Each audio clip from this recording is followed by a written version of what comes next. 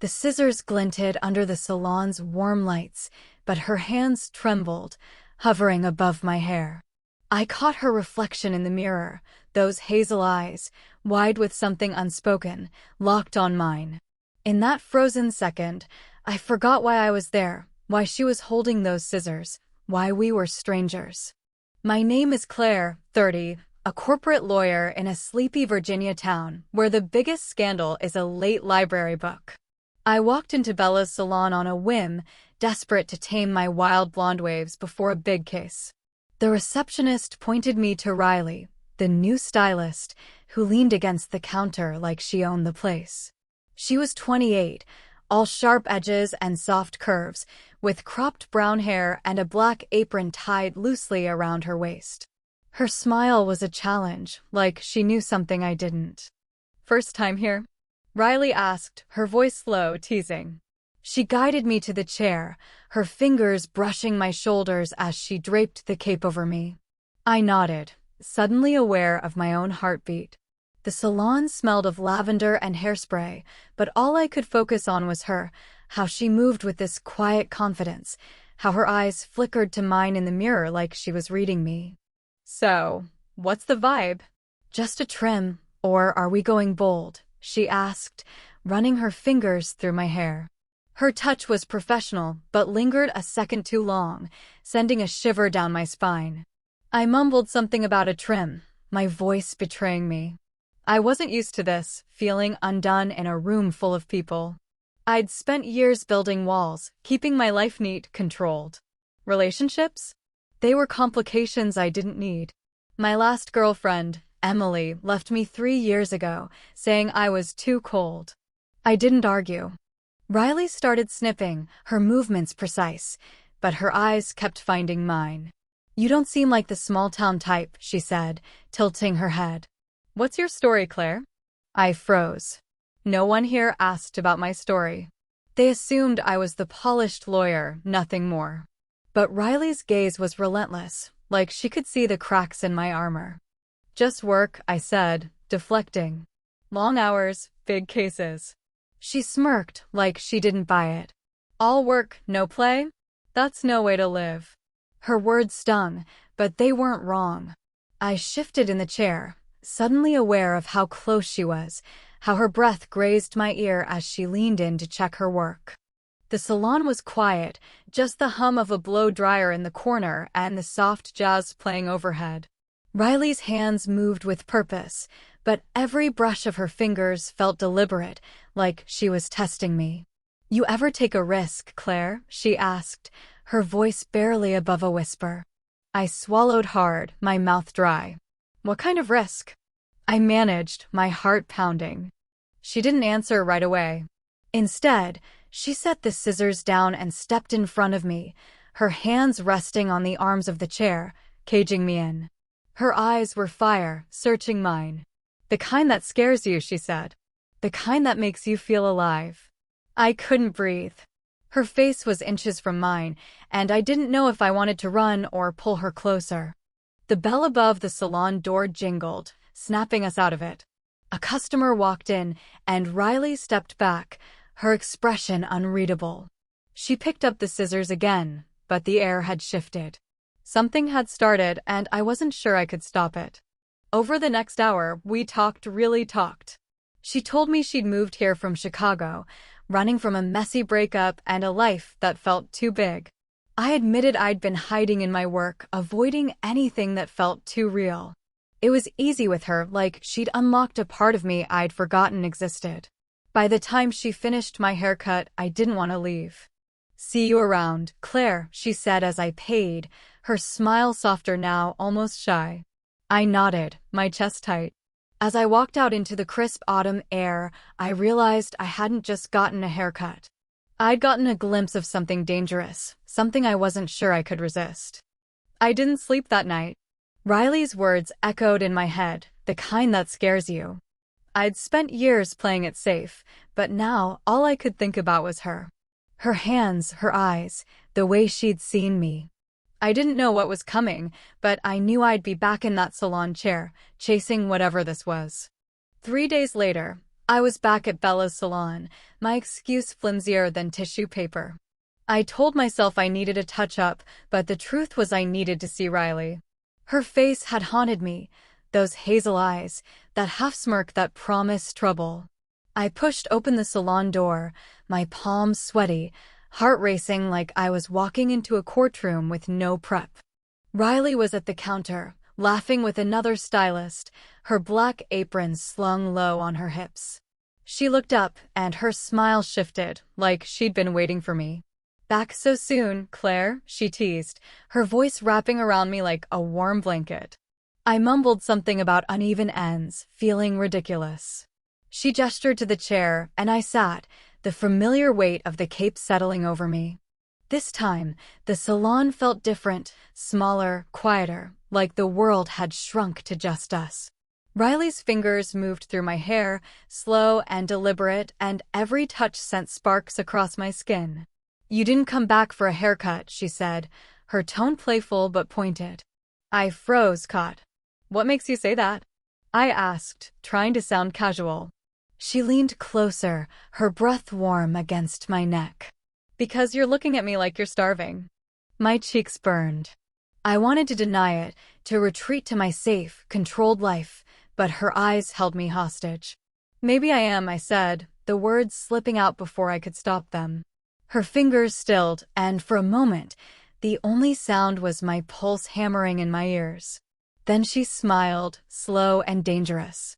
"Good," she whispered. "I like honest." We didn't talk much after that. She trimmed my hair, but it felt like a ritual, an excuse for her hands to linger, for our eyes to meet in the mirror. When she finished, she didn't step back.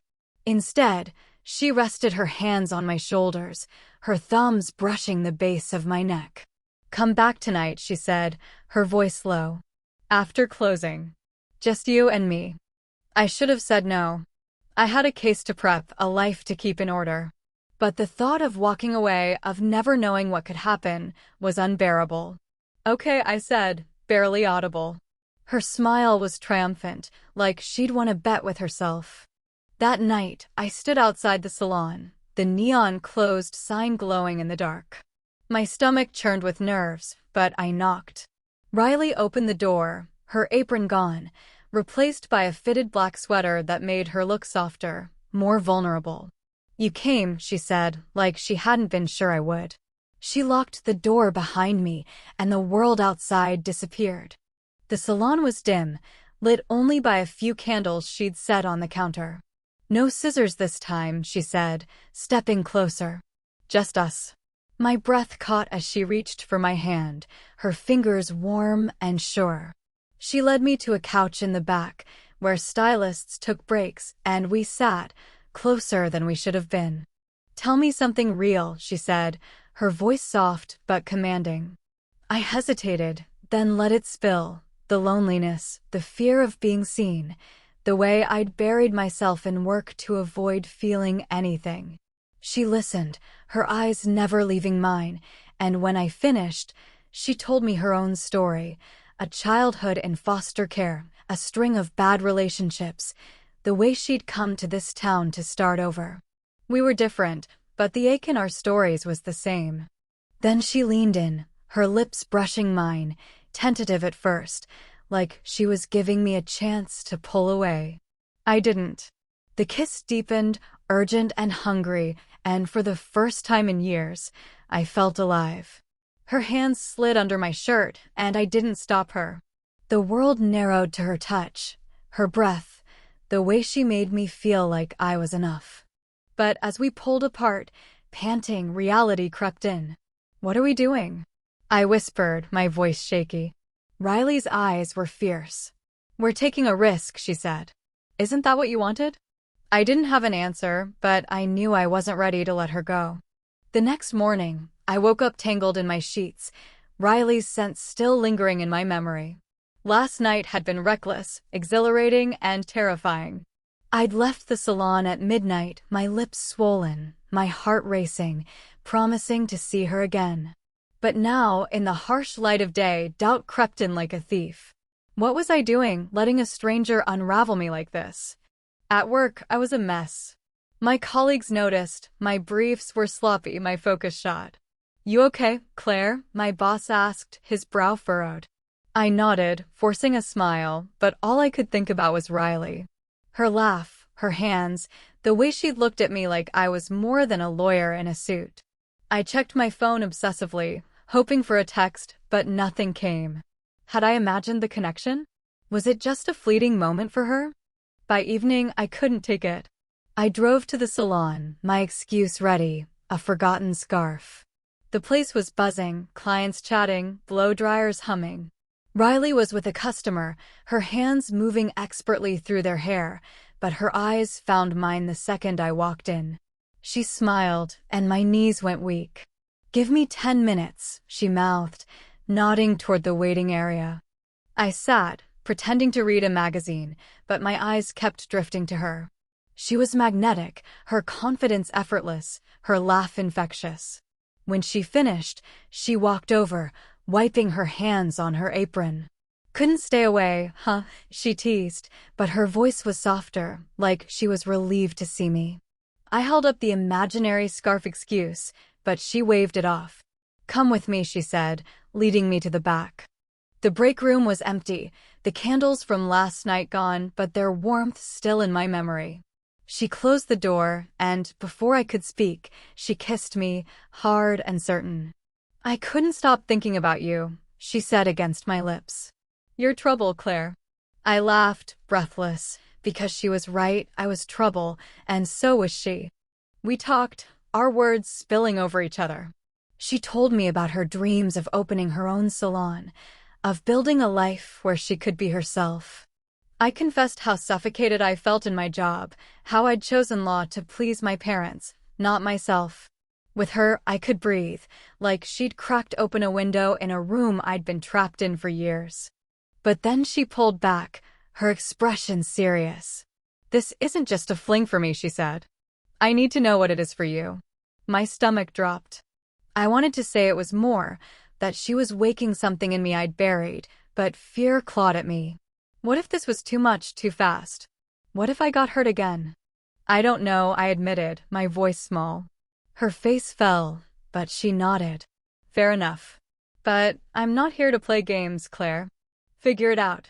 She kissed me once more, soft and lingering, then walked me to the door. Come back when you're ready, she said, and I felt the weight of her words like a challenge. That night, I sat in my apartment, staring at the walls. My life was safe, predictable, but empty. Riley was a storm, unpredictable and wild, but she made me feel alive. I thought about Emily, how I'd pushed her away, how I'd chosen control over love. Was I doing it again? The thought made my chest ache.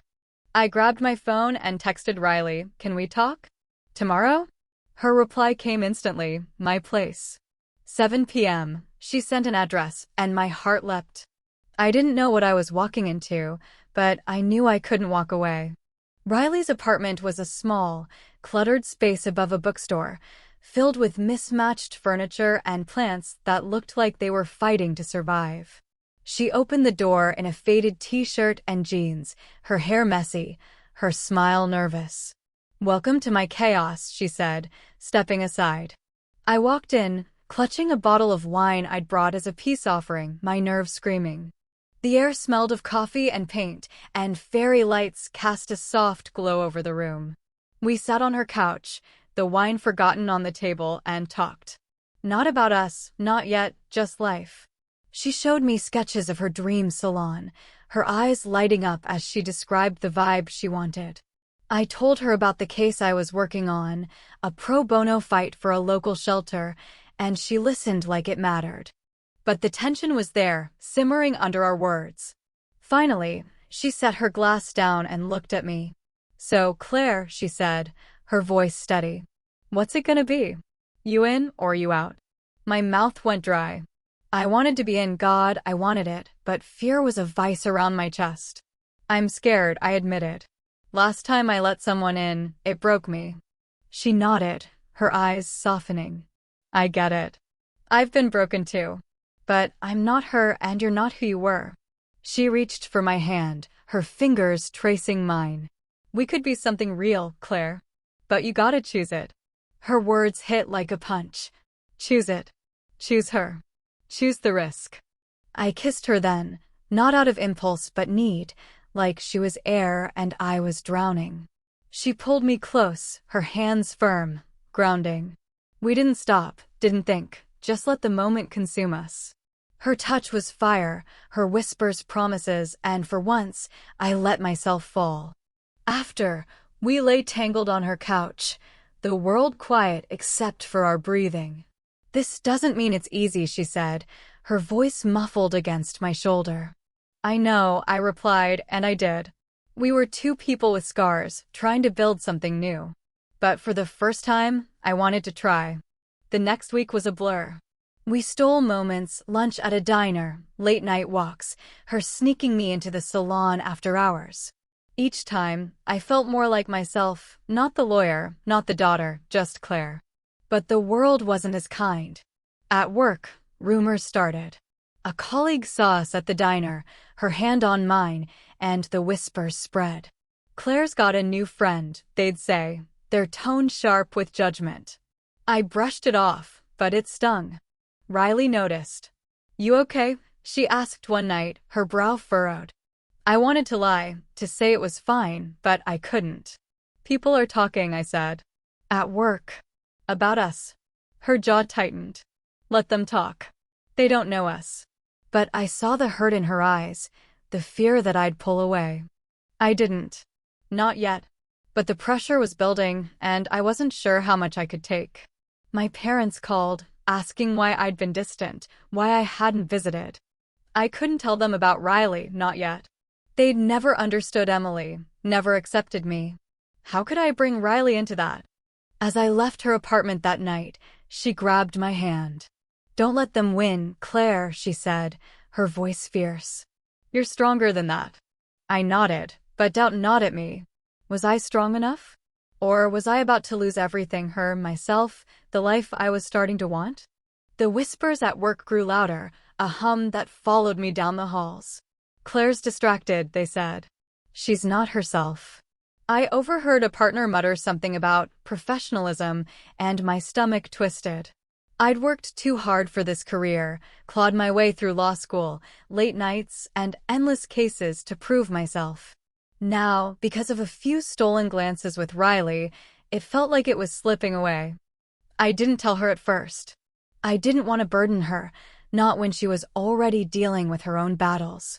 Her ex, a woman named Tara, had started texting her again, cryptic messages about talking things over. Riley showed me the texts, her jaw tight. She's just messing with me, she said, but I saw the flicker of doubt in her eyes. Tara had hurt her, left her raw, and now she was back, stirring up old wounds. We tried to keep things light. We'd meet at a park, share coffee, laugh about nothing. But the weight of the world was creeping in. One night, at a quiet bar, a guy recognized me from work. He smirked, leaned in too close, and said, "Didn't know you swung that way, Claire." Riley's hand tightened on mine, but I pulled away, my face burning. I hated myself for it, for letting his words cut me, but I couldn't stop the shame. At home, I stared at my phone, Riley's last text glowing. You okay? Talk to me. I didn't reply. I couldn't. The next day, I canceled our plans, saying I had work. It wasn't a lie, but it wasn't the truth either. I needed space, not from her, but from the chaos she'd brought into my life. Or maybe it was the chaos I'd been hiding from all along. A week passed, and I avoided the salon. I buried myself in work, staying late, taking on extra cases. But every night, I dreamed of her, her laugh, her touch, the way she looked at me like I was enough. I missed her so much it hurt, but fear kept me away. What if I lost my job? My family? Myself? Then my mom called. "We're coming to visit," she said, her tone clipped. "We need to talk about your future." Panic surged. They'd never accepted my sexuality, always brushed it off as a phase. If they met Riley, if they saw us together, it would be a confrontation I wasn't ready for. I told Riley I needed time, that things were complicated. She didn't argue, but her voice was cold. "I'm not your secret, Claire," she said. "Let me know when you're ready to be real." Her words burned. I wanted to be real, to be brave, but I was paralyzed. The day my parents arrived, I met them at a cafe, my stomach in knots. They talked about my career, my potential, how I needed to settle down with someone stable. I nodded, my throat tight, thinking of Riley's wild heart, her fearless love. I couldn't do this anymore, pretend, hide, shrink myself to fit their expectations. I left the cafe and drove to the salon. It was late, almost closing time. Riley was sweeping, her movements sharp, angry. She looked up, and her face softened, then hardened again. "What do you want, Claire?" she asked, her voice raw. I stepped closer, my heart pounding. "You," I said. "I want you. I'm done hiding." She stared at me, her eyes searching. Then she dropped the broom and kissed me, fierce and desperate, like she'd been holding her breath. "You mean it," she whispered. I nodded, tears stinging my eyes. "I'm scared, but I mean it." For the first time, I felt free. Saying I wanted Riley was one thing, living it was another. The next morning, I woke up with a clarity I hadn't felt in years, but also a knot of dread. I'd chosen her, chosen us, but the world wasn't going to make it easy. My parents were still in town, and work was a minefield of gossip. But Riley's hand in mine, her fierce belief in us, gave me courage I didn't know I had. We met at her apartment that night, and I told her everything, my parents' expectations, the rumors at work, my fear of losing it all. She listened, her fingers tracing patterns on my palm. "You don't have to do this alone," she said. "I'm here, Claire. But you've got to show up too." I nodded, knowing she was right. No more half measures. The next day, I invited her to dinner with my parents. It was reckless, maybe stupid, but I was tired of hiding. Riley raised an eyebrow when I told her, but she agreed, her smile a mix of pride and nerves. "You're full of surprises," she said, kissing me softly. I laughed, but my stomach churned. This was real now, no going back. Dinner was at a quiet restaurant, my parents sitting stiffly across from us. My mom's eyes narrowed when she saw Riley's hand on mine, and my dad's jaw tightened. "Claire, who's this?" my mom asked, her voice icy. I took a deep breath. "This is Riley. She's my girlfriend." The word felt foreign, but right. Riley squeezed my hand, her presence steadying me. The conversation was brutal. My mom called it a choice, my dad said I was throwing away my future. Riley stayed calm, her voice even as she talked about her life, her dreams, our connection. I watched her, amazed at her strength, and found my own. "I'm not throwing anything away," I said. "I'm finally living." My parents left early, their silence louder than words. It hurt, but I felt lighter, like I'd shed a weight I'd carried too long. At work, things got worse. The senior partner called me in, his tone clipped. "Your personal life is affecting your performance," he said. "Get it together, or you're out." I nodded, but inside, I was done shrinking. That night, I told Riley I was thinking of quitting, starting fresh somewhere I could be myself. She grinned, pulling me close. "Now that's my girl," she said, and I believed her. We started planning her salon, my new path, a life together.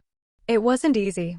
Tara's texts kept coming, and Riley finally blocked her, her hands shaking as she did. I faced my own demons, telling my parents I wouldn't change for them. Some days, doubt crept in, but Riley's love was a tether, pulling me back. One night, under the stars, she took my hand. "We're gonna be okay, Claire," she said. "Better than okay." I kissed her, the world fading away. For the first time, I believed it too. 6 months later, I stood in the doorway of Riley's new salon, the sign above reading Riley's Haven. It was small, a work in progress, but hers, ours. I'd quit my job, taken a leap into freelance legal consulting, and moved in with her. The world hadn't stopped pushing back. My parents barely spoke to me, and some friends drifted away, but I'd found something better, a life that felt true. That first day in the salon, I'd been a stranger, scared of my own heart. Riley had undone more than my shirt. She'd undone my walls, my fears, my need to hide. We weren't perfect. We fought, laughed, cried, and loved with a fierceness that made every moment worth it. She taught me to take risks, and I taught her to trust again. On opening day, the salon buzzed with clients, music, and Riley's infectious energy. I watched her work, her hands steady, her smile bright. She caught my eye and winked, and I knew no matter what came next, we'd face it together. Love wasn't easy, but it was ours, and that was enough.